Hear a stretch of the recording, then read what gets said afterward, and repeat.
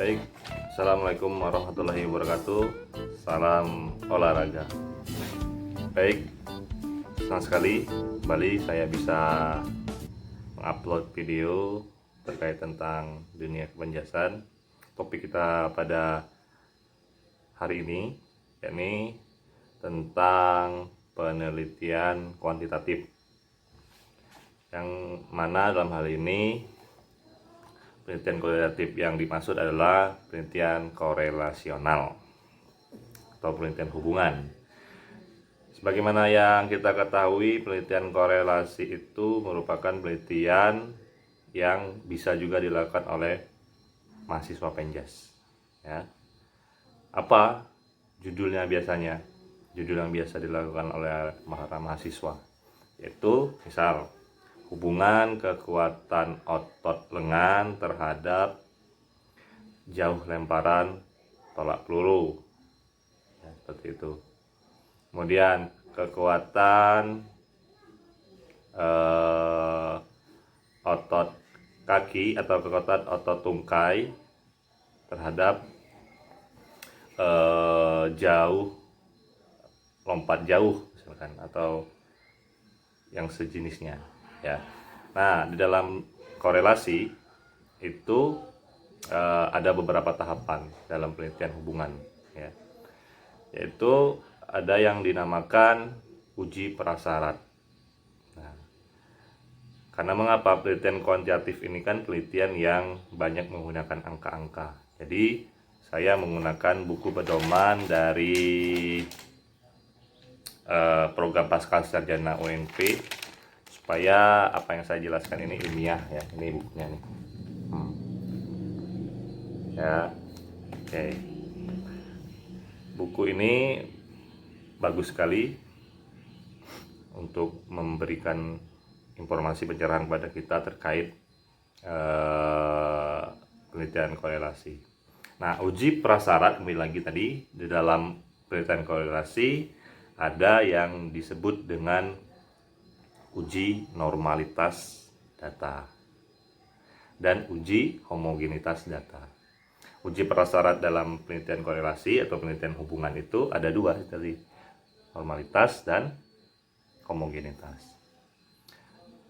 Fungsinya apa?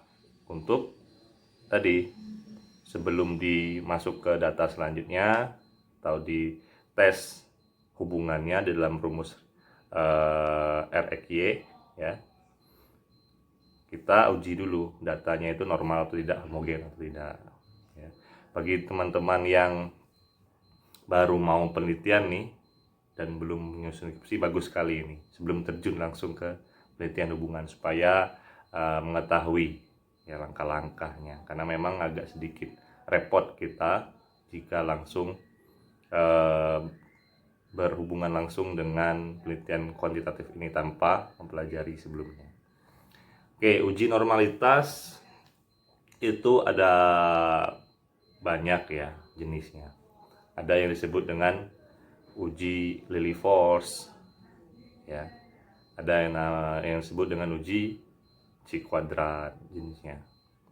Di sini saya akan menjelaskan uji Lilliefors karena datanya tunggal, ya, uji Lilliefors. Oke. Mengapa penting bagi kita untuk mengetahui uji prasyarat ini? Karena tadi tahapan dalam penelitian korelasi ini kan kita harus mengambil data. Kita uji dulu tuh tadi kekuatan lengannya berapa dia dapat dalam 1 menit, itu berapa kali dia dapat misalkan. Kemudian kekuatan tolakan pelurunya berapa meter, ya. Kita harus tahu, ya. Setelah tahu, kita harus olah nih datanya. Sebelum masuk ke pengolahan korelasinya, mengecek adakah hubungannya, kita harus uji prasyarat dulu. Nggak bisa langsung dapat data langsung diuji masuk ke korelasi, nggak bisa langsung masuk ke rumus korelasi. Kita masuk ke uji prasyarat dulu, syarat untuk tes apakah ada hubungan, itu dua tadi, uji normalitas dan homogenitas. Pada video ini saya akan menjelaskan uji Lillie Force yang salah satu dari jenis uji normalitas data. Oke,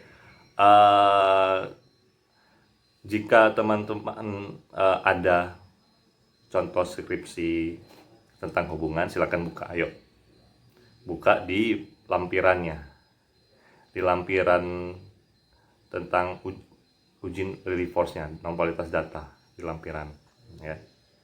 Oke, dapat. Kalau sudah dapat, saya akan jelaskan pelan-pelan. Kalau di sana ya ada huruf XI di dalam kotaknya, di dalam tabel itu XI itu maksudnya adalah hasil datanya ya, diurutkan hasil datanya ya. Kemudian kalau di sana juga ada F, misalkan ada huruf F, itu maknanya artinya frekuensi ya. Frekuensi itu maksudnya berapa orang yang dapat nilai yang ada di F itu. Biasanya F itu disamakan dengan sampel ya. Sampel itu artinya ya satu orang yang dapat nilai kekuatan terlengan 50, 140, F itu 1, X1 yang paling besar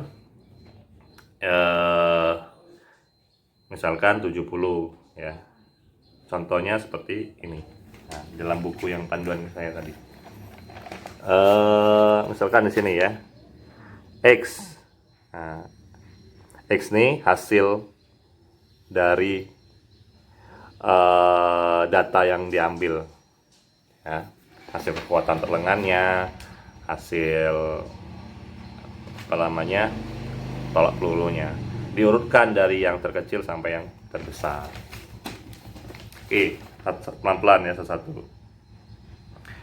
Oke, setelah dapat datanya, diurutkan dari yang besar, kemudian ada namanya di sini ZI.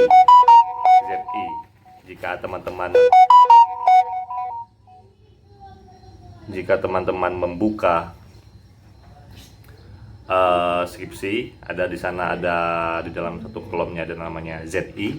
Nah, itu artinya didapat dari N dikurang rata-rata N dibagi standar deviasi ya. N itu apa? N itu sampel. Sampelnya berapa? Sampelnya misalkan 20 orang, 20 dikurang rata-rata N. Rata-rata N itu maksudnya rata-rata dari nilai yang didapat oleh sampel itu. Rata-rata nilai yang didapat oleh atletnya berapa? Dibagi dengan standar deviasi. Itu untuk mengisi kolom ZI. Oke, lanjut. Di sini kita ada yang dinamakan FZI. F dan kurung ZI.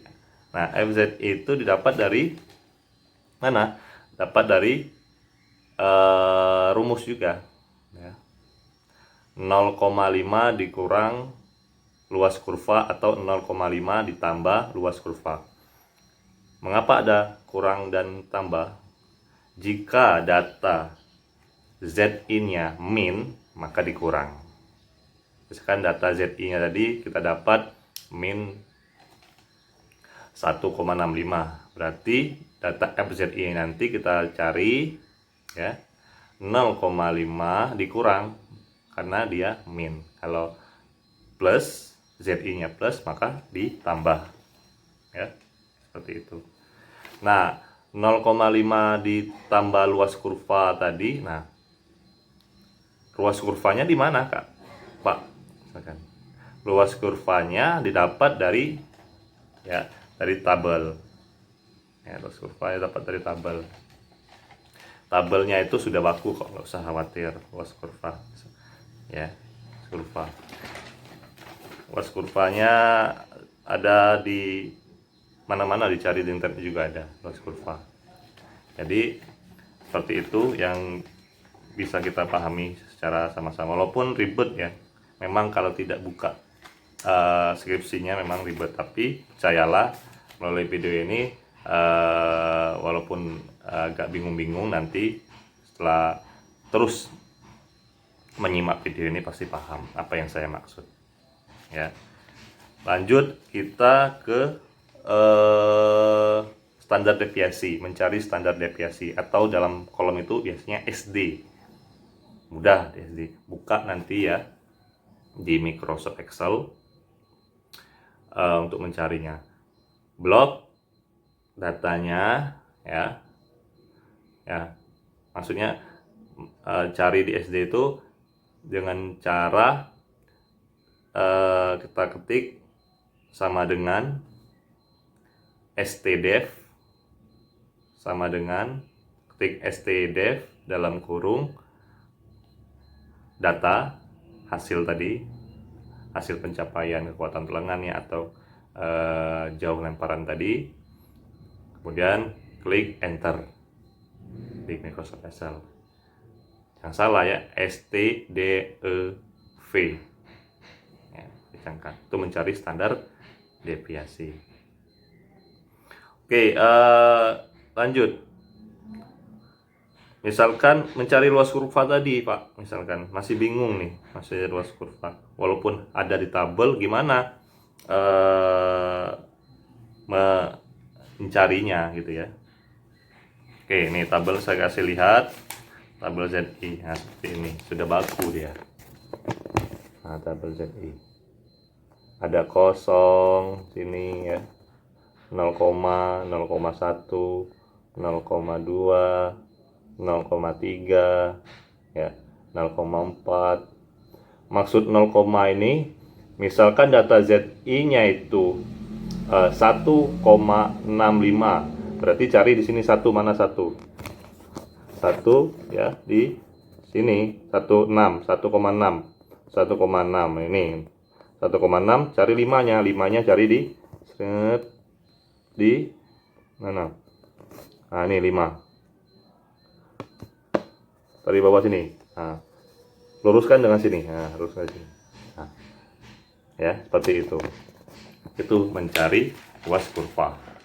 Nah, paham ya? Oke, adapun yang lainnya terkait dengan korelasi ya, yaitu ada yang disebut dengan SZI ya. SZI ini mudah, SZI ini ya. Jadi rumusnya apa? Rumus SZI itu urutan sampel dibagi total sampel. Misalkan urutan sampel yang ingin kita cari itu di urutan kedua, berarti 2 dibagi total sampelnya berapa? 15. 2 dibagi 15. Urutan yang keberapa lagi yang kita cari? Urutan kelima. Urutan kelima di dalam kolom SZI itu kan ada urutannya, urutan. Kan di urutan ke berapa yang kita cari? 6. 6 dibagi 12 sama dengan berapa? Sampai di paling bawah itu urutan terakhir, urutan ke-15 tadi kan, sampelnya 15. 15 dibagi jumlah sampel 15 juga, 15 bagi 15 1. Tuh, untuk mencari SZI. Kemudian kalau di sana ada F ZI dikurang SZI yang mudah ya. Jadi SZI, nilai SZI dikurang dengan nilai SZI. Seperti itu ya. Itu dalam menguji Lily-Force ya. Itu saja yang bisa saya sampaikan. Mudah-mudahan, saya berharap mudah dipahami. Tontonlah video ini terus-menerus sambil ya membuka skripsinya. Skripsi orang yang sudah melakukan penelitian ini. Penelitian kekuatan otot lengan, penelitian kekuatan otot tungkai, penelitian hubungan explosive power terhadap jauh lompatan, explosive power, otot tungkai, hubungan, apalagi seluruh hubungan lah pokoknya. Makasih ya, semoga bermanfaat video ini. Salam olahraga.